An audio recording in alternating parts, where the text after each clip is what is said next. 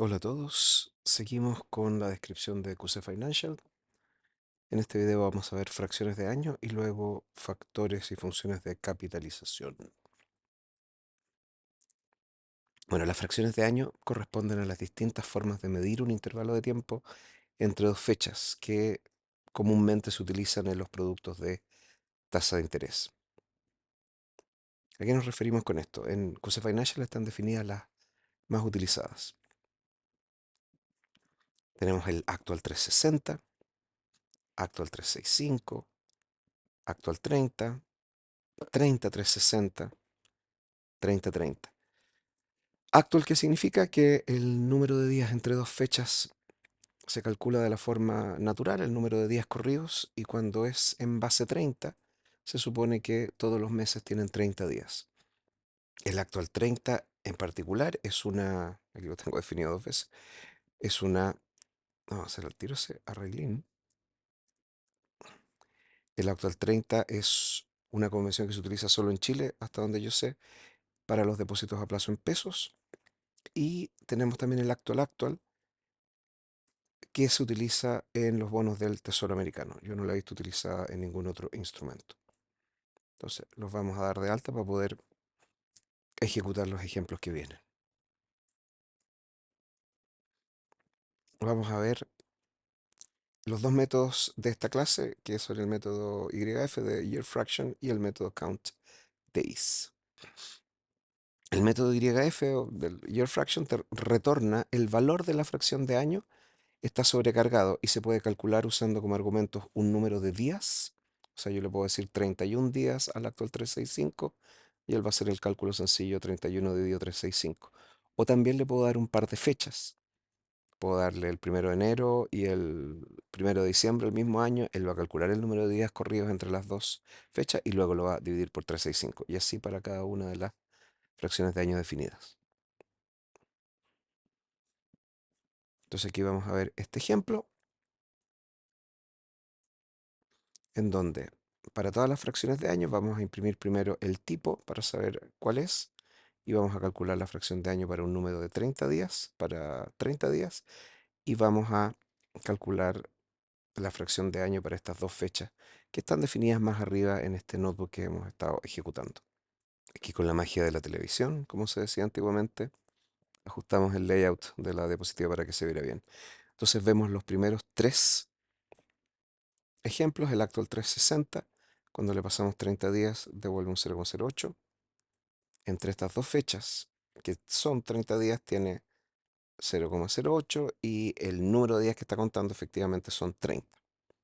En el actual 365 pasa lo mismo, que el número de días son exactamente los 30 que le estamos pasando a mano al método Year Fraction, al método YF.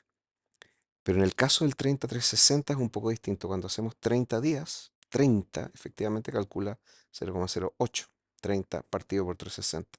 Pero cuando le pasamos estas dos fechas, ¿qué vemos? Vemos que el número de días que calcula es 29.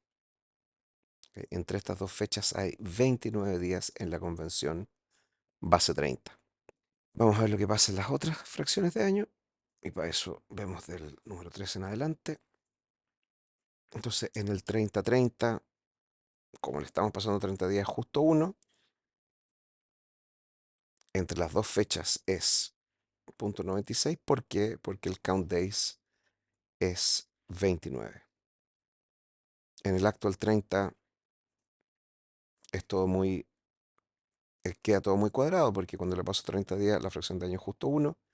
Entre las dos fechas calcula uno y este calcula 30 días, fecha 1 y fecha 2, porque son, en este caso, es actual. Y finalmente el actual es difícil de explicar, pero como les decía, este es un método, una fracción de año que se utiliza hasta donde yo sé en los bonos del Tesoro americano. No me ha tocado verlo en otros productos derivados o de tasa de interés. Vamos ahora con las funciones y factores de capitalización. Estas representan las distintas formas en que se puede usar el valor de una tasa de interés para calcular unos intereses o traer a valor presente un flujo de caja futuro. Al resultado de la función de capitalización lo llamamos factor de capitalización. Vamos más explícitamente, tenemos disponibles los tres siguientes tipos de funciones. En este caso, YF es la fracción de año asociada a la tasa R. Tenemos una función de capitalización lineal que se comporta de esta manera, es 1 más la tasa por la fracción de año. Tenemos también la compuesta, que es 1 más la tasa y todo eso elevado a la fracción de año. Y tenemos la que se conoce como exponencial o compuesto continuo, que es e elevado a r a la tasa por la fracción de año. Vamos a dar de alta estos objetos para poder hacer el ejemplo que viene, los ejemplos que vienen. Entonces tenemos el método Wealth Factor.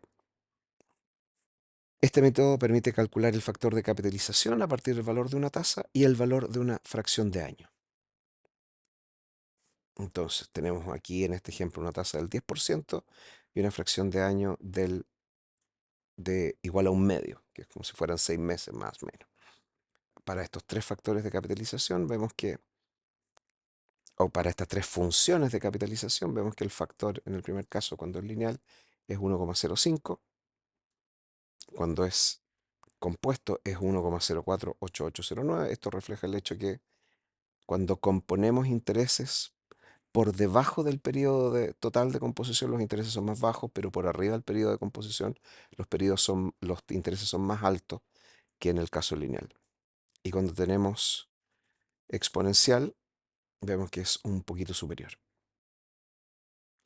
Finalmente, el método rate permite obtener, dada una función de capitalización, obtener la tasa de interés correspondiente a un factor de capitalización y una fracción de año. Veamos un ejemplo. Tenemos un factor de capitalización igual a 1,1, que es intuitivamente un 10%, y una fracción de año que es 1, un año. La función de capitalización es lineal. Vemos que la tasa equivalente es 10%. Y para acordarnos qué tipo de función de capitalización tenemos, vamos a imprimir el tipo de esta función de capitalización. Creo que está bien, sí. Claro, esto es una lineal. Le estamos diciendo que el factor de capitalización es 10% y ha pasado justo un año. Eso es una tasa del 10%. Eso es. En el próximo video vamos a revisar con mayor detalle cómo se utilizan, cómo se dan de alta y se utilizan las tasas de interés en QC Financial. Un abrazo a todos.